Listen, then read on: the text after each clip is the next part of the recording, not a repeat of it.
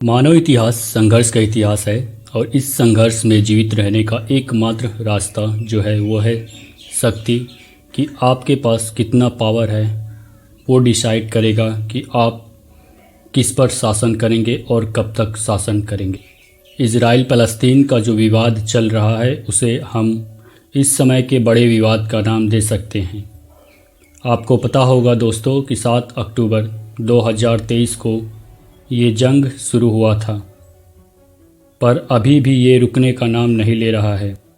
लगभग 100 से ज़्यादा इजरायली फ़ोर्स अभी भी हमास के कब्ज़े में है और अब तक लगभग 40,000 फ़लस्तीन के आम जनता यानी आम नागरिक मारी जा चुकी है इजराइल के द्वारा।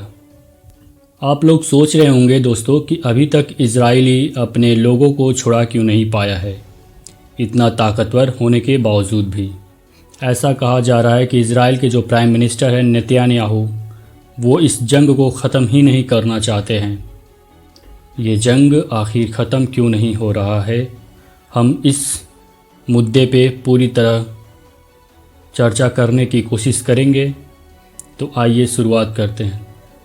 दोस्तों, दरअसल अमेरिका ने नेतन्याहू को बोला कि 6 हफ्ते के लिए जंग को रोक के हमास के जितने भी बंदी बनाए गए लोग हैं उनको वापस कर दो और अपने लोगों को हमास के कब्ज़े से छुड़ा लो।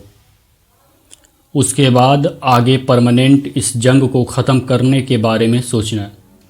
इस बात पर नेतन्याहू ने साफ शब्दों में अमेरिका को ये जवाब दिया कि हम आपके इस बात को नहीं मानने वाले।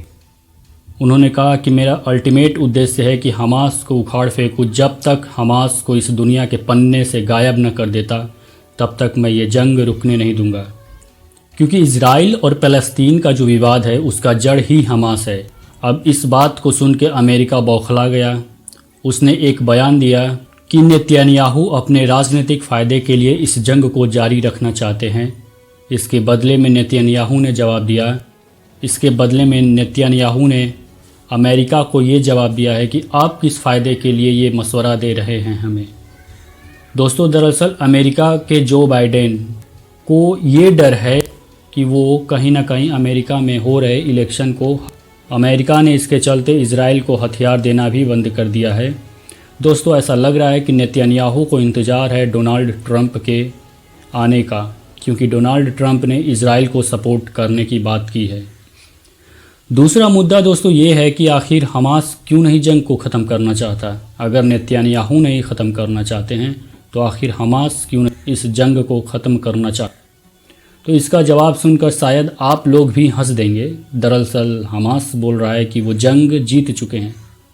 मजाक की बात नहीं है, हमास की ये सोच है कि वो जंग जीत चुके हैं। उसका कहना है कि हम तो इजराइल को मानते ही नहीं कि इजराइल नाम का कोई देश भी है। अगर होता तो आज तक अपने कैद जवानों को हमारे कब्जे से निकाल लिया होता। इतना हथियार के बावजूद भी वो नाकाम रहा। इस वजह से हमास बोल रहा है कि हमास इस जंग को जीत चुका है। बहुत से यूरोपियन देश जो इजराइल को सपोर्ट करते हैं वो भी अपना सपोर्ट कम करने लगे हैं। नेतन्याहू भी अपने राजनीतिक ज़िंदगी को ख़तरे में डालने से बच रहे हैं। जंग के दौरान जो भी लीडर घुटने टेक देता है तो उसकी जनता उससे मौका नहीं देती आगे सरकार बनाने का। नेतन्याहू का उद्देश्य है कि दुनिया के नक्शे से, दुनिया के दिमाग से, दुनिया के जहन से फ़लस्तीन नाम के शब्द को ख़त्म करना है। में फ़लस्तीन राष्ट्रवाद नामक शब्द को किसी के जहन में नहीं बैठने देना है। दोस्तों, देखना होगा क्या इजराइल ऐसा कर पाता है, पर उसके लिए आगे की अपडेट आपको भी देनी ज़रूरी है। तो इससे जुड़ी आगे की अपडेट के लिए वर्ल्ड अफेयर्स हिंदी चैनल को सब्सक्राइब कर लीजिए। जय हिंद।